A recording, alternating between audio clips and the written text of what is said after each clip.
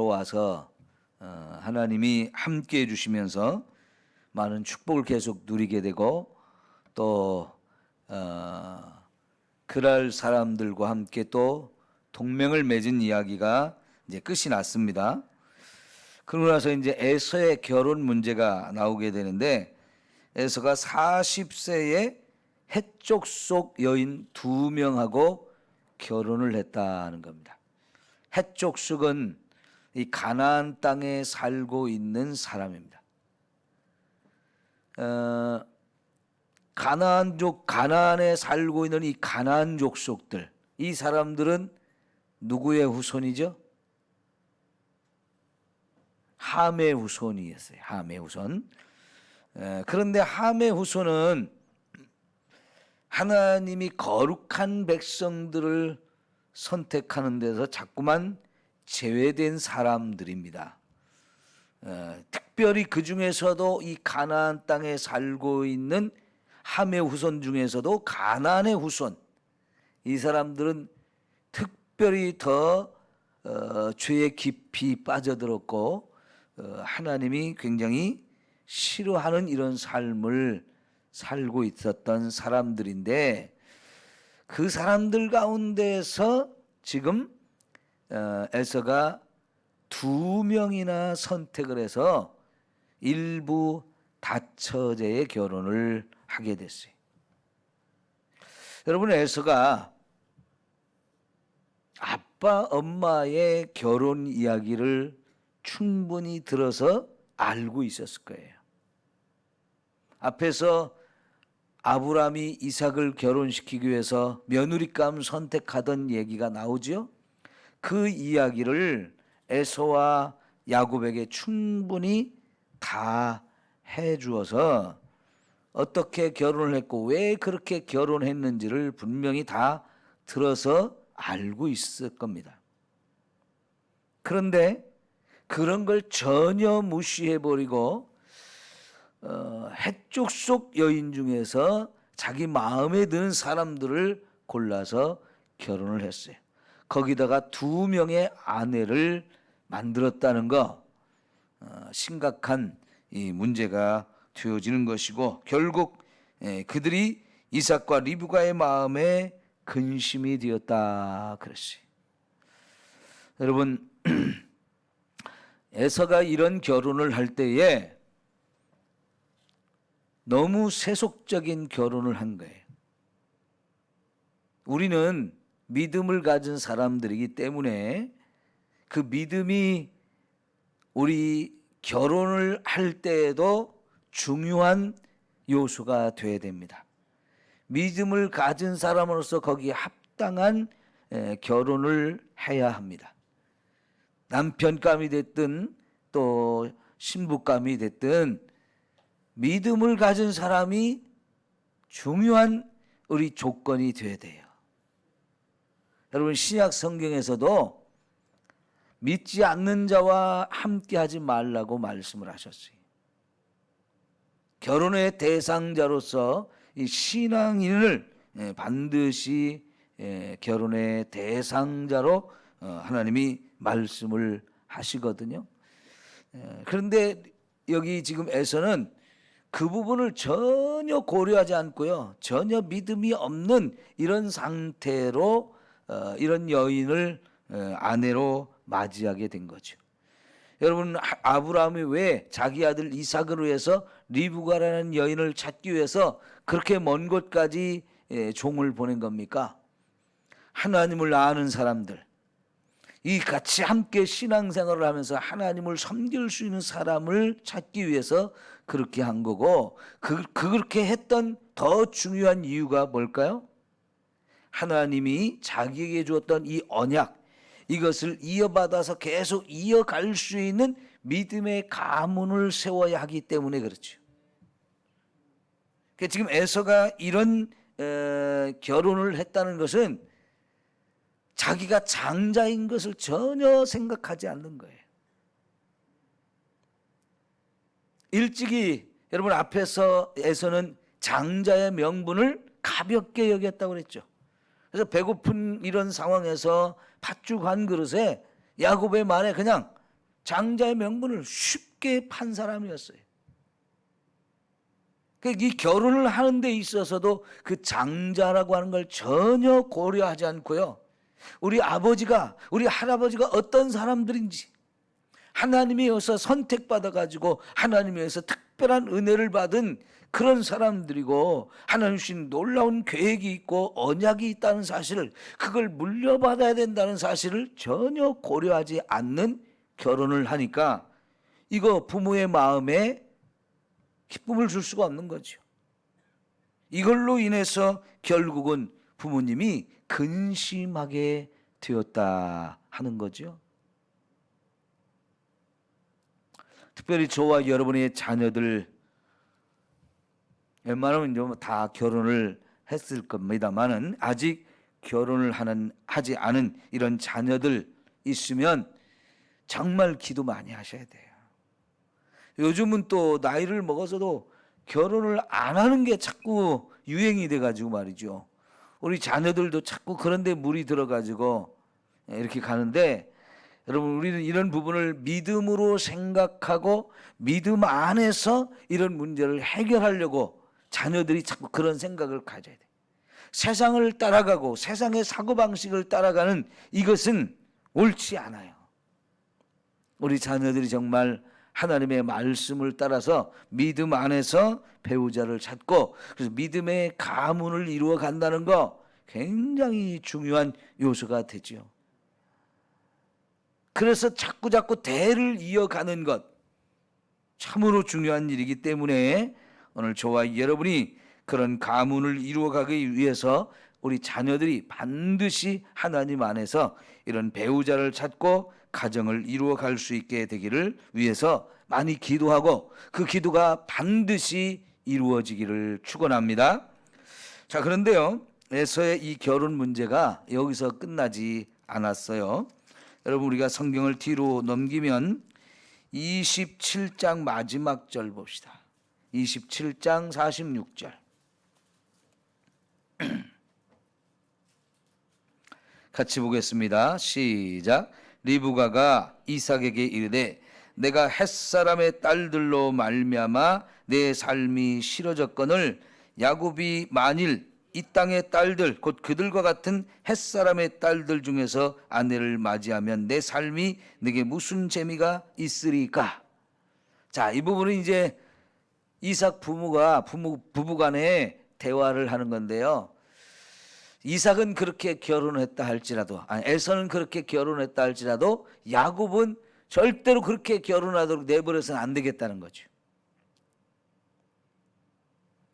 지금 이 에서의 결혼으로 인해서 며느리 둘이나 생겼는데, 이 여인들이 부모의 마음을 기쁘게 안 해요.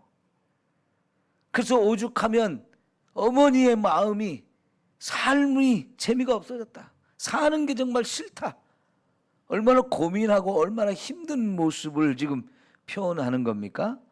이 정도까지 됐다는 거죠. 그래서 우리 아들 야곱은 여기 햇사람 중에서 며느리를 얻지 말고 우리 고향, 내 고향 저 밧단 아람 거기 하란으로 보내서 우리 오빠 집안에서 며느리감을 좀 선택했으면 좋겠다 하고 상의를 하고, 그리고는 부부가 그러시다 해가지고 이제 28장은 1절 볼까요? 이삭이 야곱을 불러 그에게 축복하고 또 당부하여 이르되 너는 가나안 사람의 딸들 중에서 아내를 맞이하지 말고 일어나 밧단 아람으로 가서 내 외조부 부두엘의 집에 이르러 거기서 내 외삼촌 라반의 딸 중에서 아내를 맞이하라.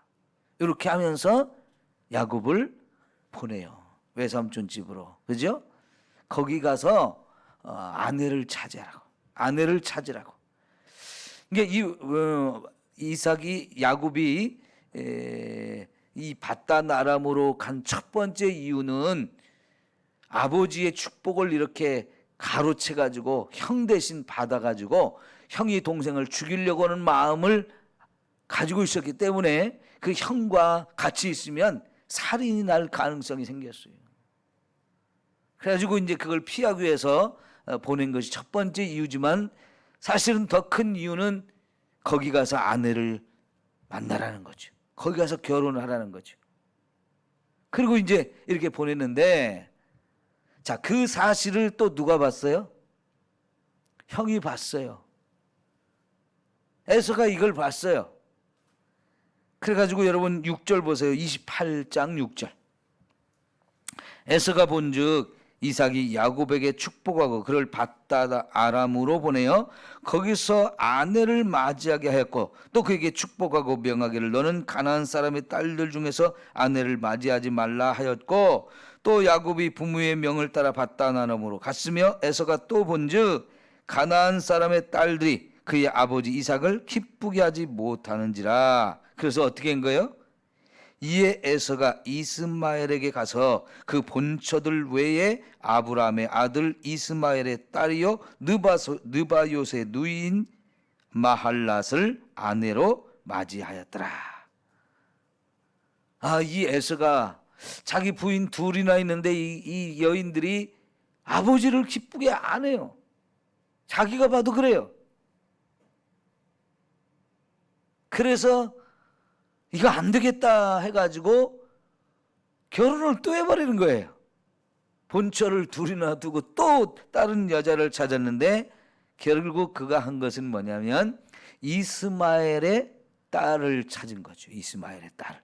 이스마엘은 누굽니까? 자기에게 있어서는 삼촌이죠. 삼촌. 큰아버지예요.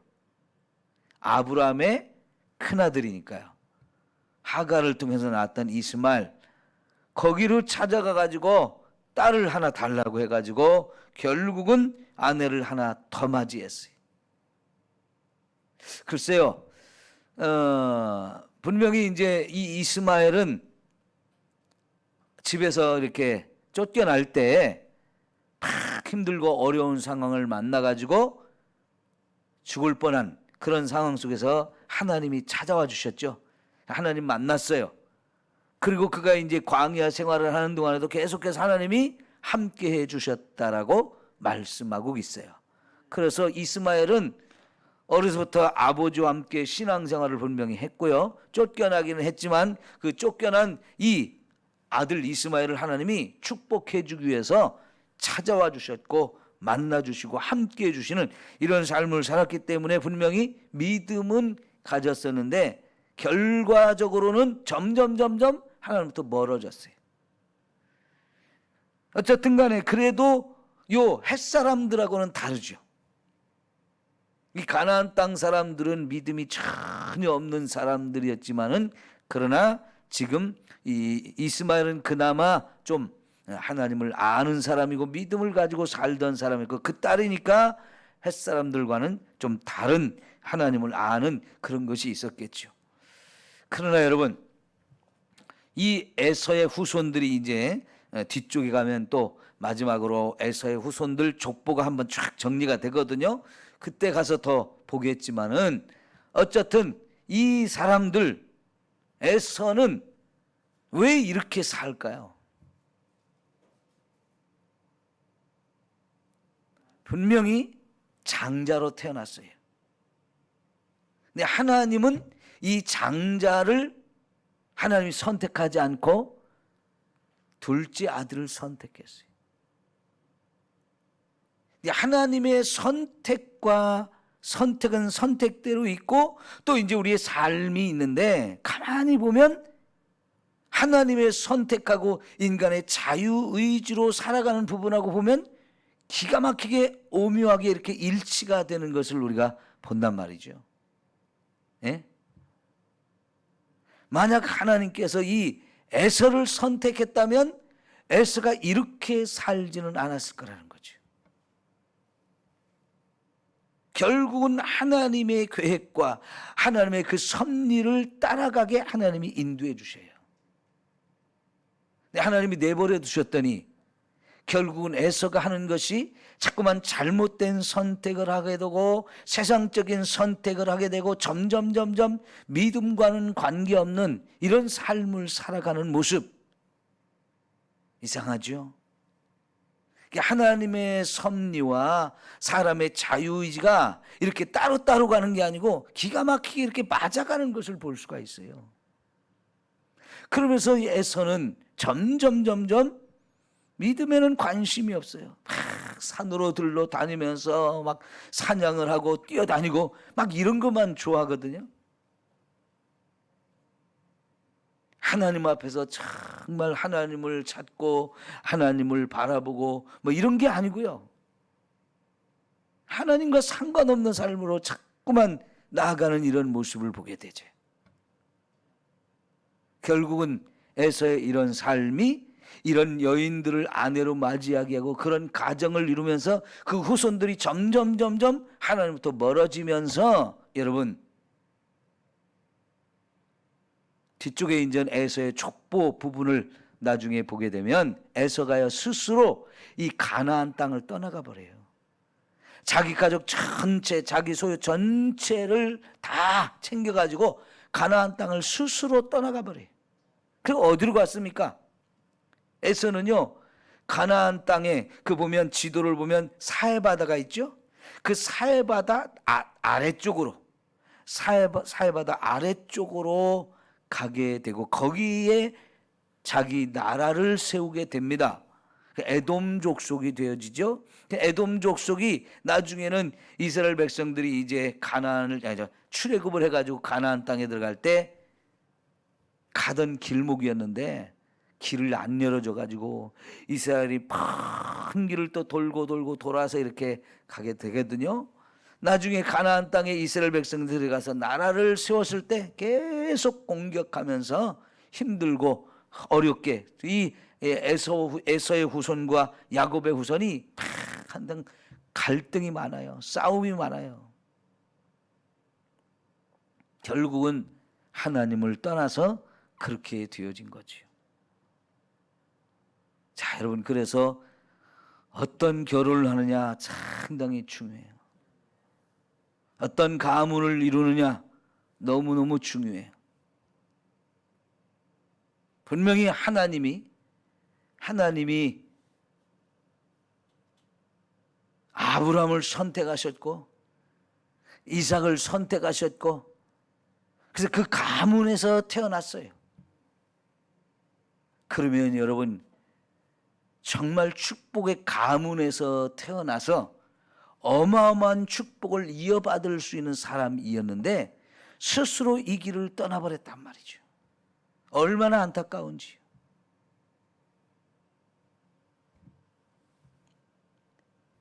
우리가 에서의 이야기를 처음 읽었을 때 망령된 사람이라고 했죠.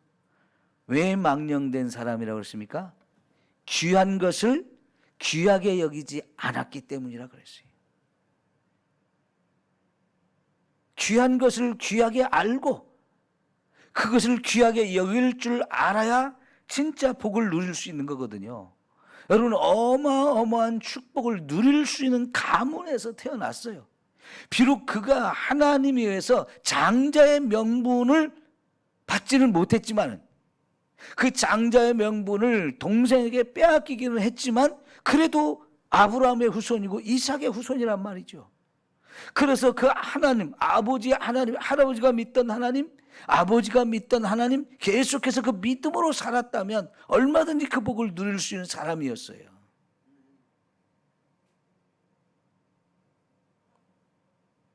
이 사람을 통해서 천하 만민이 복을 얻게 하리라는 이 아브라함의 축복이 얼마든지 되어줄 수 있었잖아요.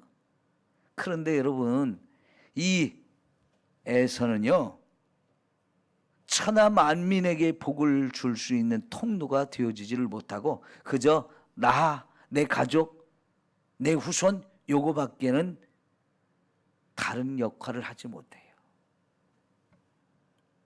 우리가 저 창세기 1장부터 여기까지 이렇게 말씀을 읽어왔는데 수많은 민족, 수많은 나라가 갈라졌어요. 그죠? 수많은 나라, 수많은 민족이 갈라졌는데 그 가운데서요, 사라진 백성들이 얼마나 많은지 몰라요. 예? 사라진 나라들이 얼마나 많은지요. 그러나 여러분, 그런 가운데에서 하나님이 축복하는 사람들은요, 나만 축복받는 게 아니고 이 축복이 나를 통해서 천하 만민이 함께 복을 받게 하는 그런 역할을 하게 한다는 거지요. 이게 얼마나 다른 겁니까?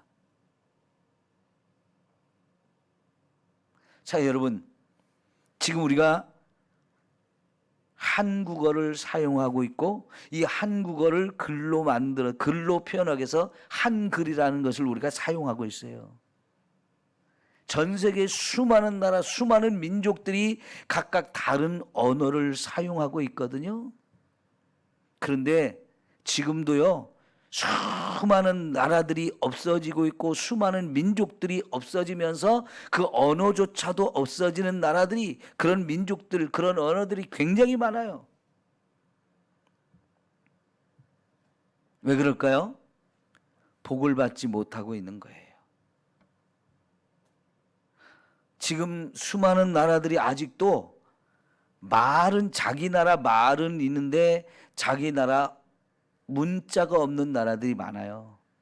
그래서 전 세계 그런 문자가 없는 나라들에게 가서 선교사들이 가가지고 그들의 말을 배워가지고, 문자가 없으니까 문자를 만들어서 그들의 말로, 그들의 문자로 성경을 번역해서 성경을 가르쳐서 그들을 복음화시키는 일을 지금도 어마어마하게 하고 있어요.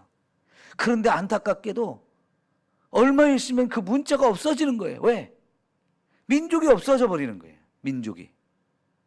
여러분, 우리는 이 나라에서, 이 땅에서 5,000년을 단일 민족으로 살아왔기 때문에 제가 지금 여러분에게 하는 말이 전혀 이해가 안 가는 분들이 많을 거예요.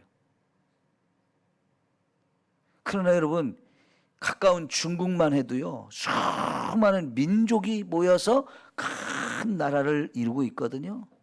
그래서요, 이 중국이라는 나라가 굉장히 많은 민족들이 모여 있는 나라인데 최근에 이런 일이 있었어요.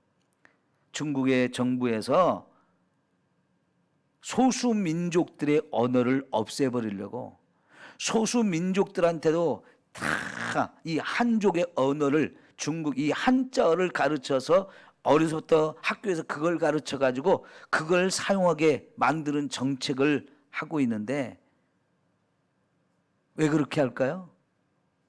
그 민족들의 문화를 없애버리고 그 민족들의 언어를 없애버리면서 공사나 정책을 계속 강화시키려고 하는 거예요.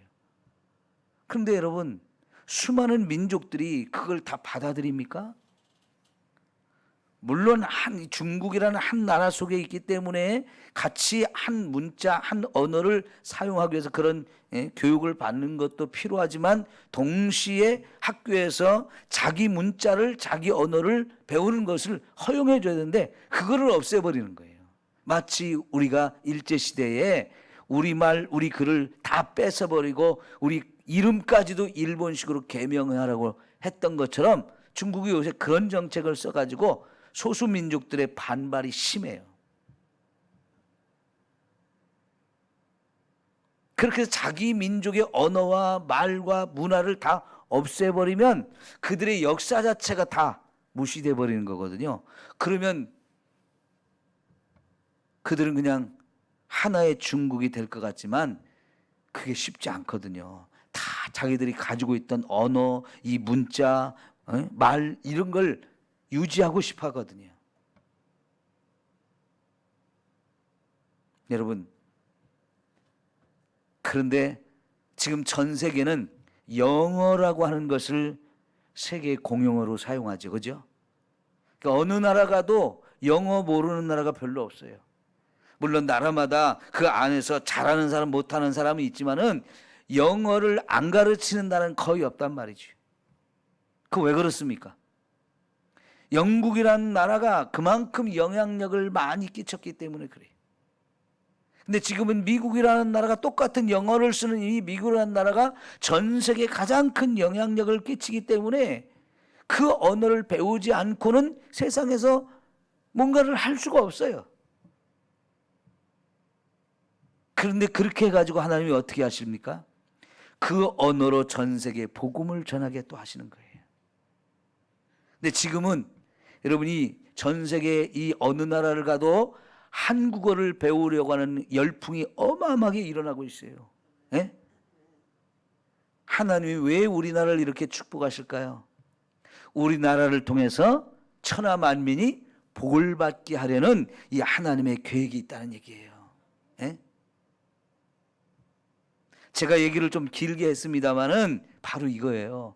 하나님은 지금 이 시대에 우리나라를 세계적인 이런 나라로 세우셔가지고 많은 부분에서 발전을 했거든요. 그러다 보니까 전 세계 사람들이 한국어를 배우려고 막 그렇게 엄청나게 노력을 해요. 지금 전 세계 어느 나라를 가도 TV에서 한국 드라마를 안 하는 나라가 거의 없어요. 한국 드라마를 하면 너무너무 재미있어요. 젊은이들은 특별히 한국의 가요를 모르는 사람들이 거의 없어요. 근데 그 사람들이 한국의 가요를 배우면서 한국말로 부른단 말이죠. 이게 놀라운 일인 거예요. 그래서 막 한국어를 배우려고 서로들 노력을 하는데, 예를 들면 여러분 요새 미얀마에서 군부가 쿠데타를 일으켜가지고 막 지금 시민들이 데모를 하잖아요. 그 데모를 할 때 한국말로 종이에다가 우리 요즘 와서 좀 살려주십시오, 우리나라 좀 살려주십시오, 도와주십시오라를 이렇게 한국말로 써가지고 카메라로 찍어서, 스마트폰으로 찍어서 유튜브로 전 세계에 이렇게 보여줍니다. 왜 그렇게 할까요? 그걸 한국 사람만 볼까요? 유튜브를 많이 보는 사람들이 젊은이들이 있거든요. 근데 그 젊은이들 가운데 이제는 전 세계 한국어를 아는 사람들이 많으니까 그렇게 해서 많은 사람들한테 지금 알리려고 하는 거예요. 미얀마라는 나라만 해도요, 한국어 열풍이 엄청나게 일어나가지고 한국어를 아는 사람들이 많은 거예요. 지금 전 세계 한국 제품 진짜 인기가 많거든요. 요새 세계적인 자동차 회사들이요, 자동차를 못 만들고 있어요. 생산을 중단했어요. 왜냐하면 우리나라하고 대만에서 만들어내는 반도체 칩이 공급이 되어져야 차를 만들 수 있는데 그게 모자라가지고, 그게 모자라서 지금 차를 못 만들어요. 전 세계에서 반도체 칩을 많이 만들어내는 나라가 한국하고 대만이에요. 여기서 공급을 해줘야 차를 만드는데, 요새 차들은요 옛날 차고 달라서 이 컴퓨터에 이 반도체 칩이 들어가지 않으면 차가 만들어지질 않거든요. 그러니까 그런 것을 한국에서 공급해줘야 차가 만들어지는데, 여러분 우리나라에서 만든 반도체 칩 우리나라 자동차 회사에 먼저 줄 거 아니에요, 그죠? 그러니까 우리나라 자동차 회사들은 마음껏 차를 만들어서 팔고 있는데, 다른 나라 뭐 세계적으로 뭐 벤츠라든가 뭐 BMW라든가 이런 차들도요 반도체 칩이 없어서 못 만드는 거예요, 차를. 이런 일들이 지금 전 세계적으로 굉장히 많은, 왜 그럴까요? 하나님이요 이 나라를 그렇게 높여주셔가지고 세계에 영향력을 미치면서 복을 받게 하시는 일들이 되어지는 거죠. 이 코로나 바이러스 때문에 이거 진단하는 키트 있죠, 그거 얼마나 히트쳤습니까? 우리나라한테 그것 좀 달라고 난립니다. 요새는 또 백신 나와가지고 이제 주사를 놓는데, 백신 놓는 주사기 우리나라 거 달라고 또 난리가 났어요. 그죠? 왜 하나님이 이렇게 만드실까요? 이 나라를 높여서, 이 나라를 축복해서 우리만이 아니라 세계에 복을 받게 하려고 그렇게 하시는 거예요. 그러면 우리는 어떻게 해야 돼요? 이런 기회를 하나님이 주셨으니까 진짜 이런 기회에 복음을 전하는 일을 우리가 준비하고 그 복음 전하는 일을 해야 되는 거예요. 이게 진짜 세상을 복을 나누게 하는 거죠. 우리가 해야 될 일이 너무 큽니다. 이걸 기도 제목으로 삼고 우리가 함께 기도하면서 세계 선교의 큰 사명을 감당하는 나라가 되어야 할 것입니다. 기도합시다.